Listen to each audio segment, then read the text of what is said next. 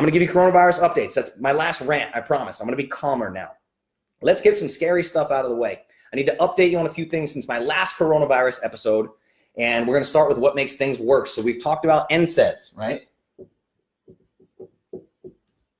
So I think JB's in here as well. I just saw him in the live video. Yeah, he's right there. JB's here. So we talked about NSAIDs. JB chimed in. We talked about the difference between non-steroidal anti-inflammatory drugs, and we talked about acetaminophen with Tylenol. But here's the thing. I've got some more data since then. So the mechanisms of actions appear to be somewhat different. But remember, medications always have downstream effects, right? If you're taking something like acetaminophen for pain, there's an anti-inflammatory action that's happening somewhere down the line in the system, right? It just is, okay? Now, acetaminophen, the mechanism of action may be different, but that doesn't mean there aren't similar downstream effects to what NSAIDs do. And there's an additional complication that throws a wrench in all this. So people have been saying, don't take NSAIDs, that appears to be problematic, take Tylenol instead because it's acetaminophen, not realizing that acetaminophen depletes glutathione levels in the body. We're going to talk about glutathione levels here in a minute.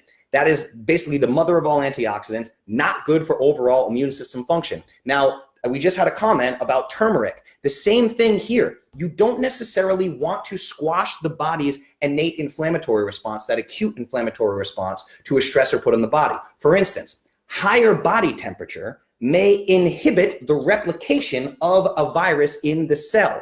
Now, this could be from natural heat, which is a fever. A fever is a good thing. This can actually be beneficial, right? Or heat from an external source, such as sauna, heating up the body's core body temperature. I want to be clear, we're not talking about killing a virus with heat. I'm not saying that. So many people are getting this confused. It's driving me crazy. We're going to dig into that when I talk about sauna. But raising the core body temperature can be very beneficial for inhibiting replication of a virus, right? Now, overall, it's just not a good idea to blunt your body's natural inflammatory response unless absolutely necessary. Look, if you have a fever of 104 degrees and the damn thing just won't go down, yeah, we got to think about some intervention there, okay? But that's very rare, guys. People just pop NSAIDs at the first sign of a teeny tiny headache when they could literally just throw some salt in water and handle it, right? So be careful with NSAIDs. That's a problem. Now, this next part sucks. It devastates me to bring you this information, okay? But I have to bring it to you because it's been brought to my attention from multiple papers. Children are absolutely not immune to coronavirus, as many people have previously thought, including me.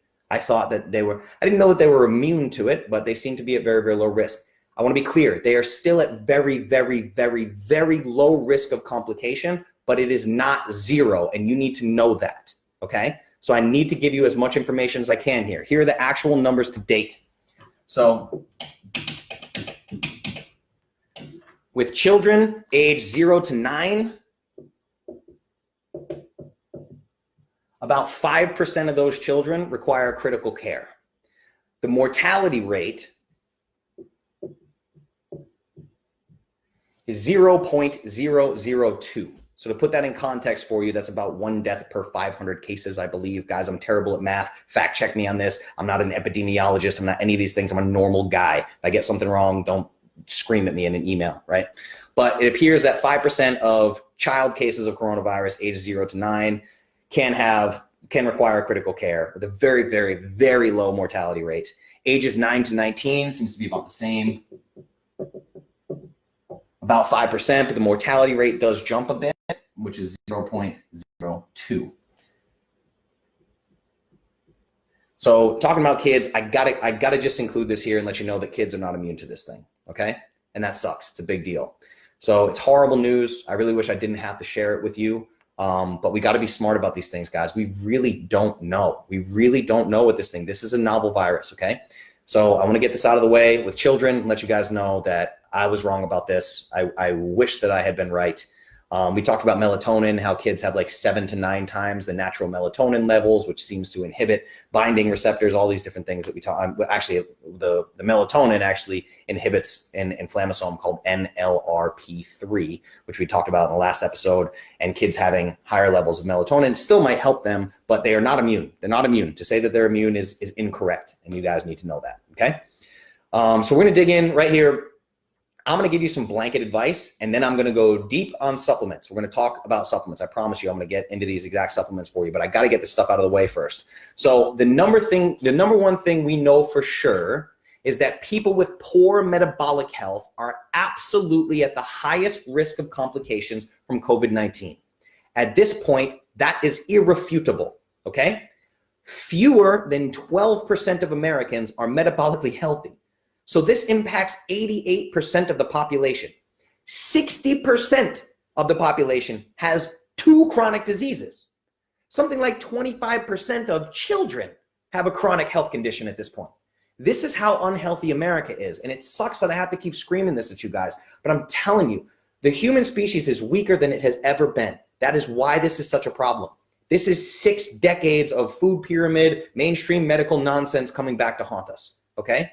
So metabolic dysfunction, we know that hypertension, diabetes type 1 and type 2, high blood sugar and insulin resistance, autoimmune conditions, all of these things are at the very top of the list of risk factors, and they are all due to metabolic dysfunction, okay? Which means the very best thing you can do right now is improve your overall metabolic health through nutrition, period. This trumps everything else, every supplement we're going to describe in detail here. Nutrition trumps them all by a landslide. So the first piece of blanket advice I have for you is start living as if you are a healthy person, even if you are not. If you're not a healthy person, fake it. No matter how bad your current metabolic health is, it's not too late. Don't go, well, I'm 300 pounds. I'm just going to keep eating pasta and Pop-Tarts while I'm on quarantine. Stop it. It's not too late. Throw away the junk food right now. Eating like an asshole will 100% make you more susceptible to serious health complications from COVID-19. We can basically guarantee that at this point. So my tips for you are to not be like the masses. I want to give you some actionable advice here before we dig into supplements.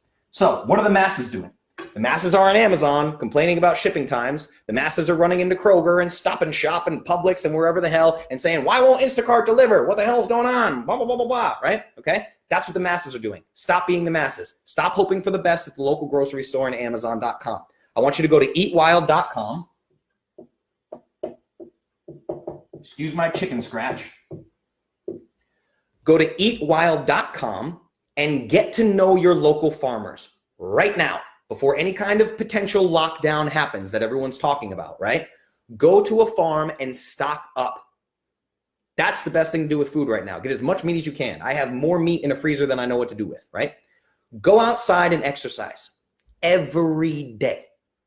Every day. Get direct sunlight on your skin every day. Sleep well. Meditate. Journal every day, okay?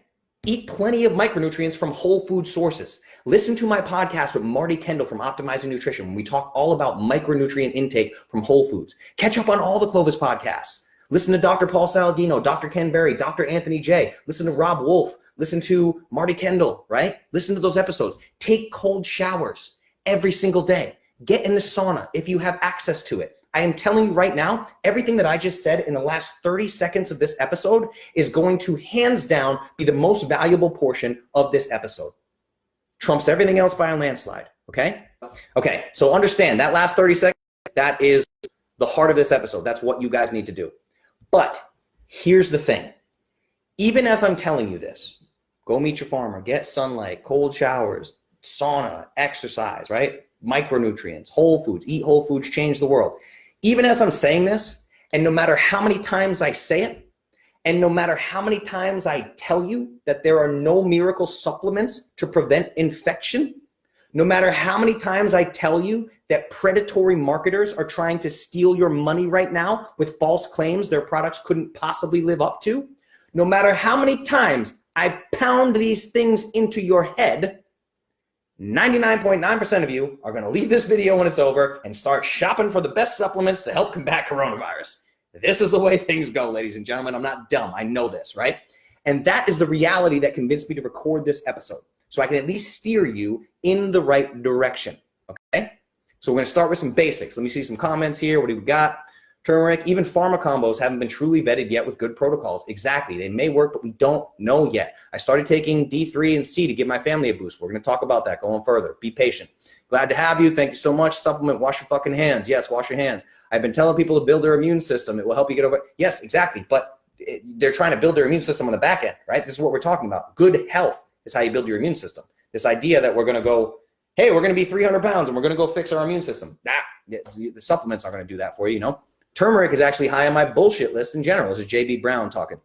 Poor bioavailability and stability of curcumin, the active ingredient, only when added to huge amounts of black pepper. Yeah, and black pepper can have huge consequences in the liver. That's the thing. There's a lot of these turmeric supplements, again, downstream impacts. There's a lot of data showing that the black pepper that they're adding with turmeric can actually have negative impacts on the liver as well with these turmeric supplements. Good to know. What else we got? Organ complex. Yes, organ complex, amazing. I love it. I suspect you're going to unpack the same info. I would say there are no known cures. Correct. Does it generally improve health? It's a long comment. Yeah, you guys can read that one. What else we got here? All right. So many ways to bring down a fever. Absolutely. What else we got? I've heard this too, seen the data, but why wouldn't you protect your children the same way you would yourself? Yes, very true. Why would you not protect it's like you shouldn't let your kids just run around and say, oh, you're immune to it. Go ahead, Junior, go play with all the other kids, right? All right, what else we got here? Whole Foods has so much fresh meat, fruits, and veggies, but all the canned food, processed foods, and pasta is gone. Yes, absolutely. All right, they suck, but I take my cold shower every morning. Awesome, John, that's great.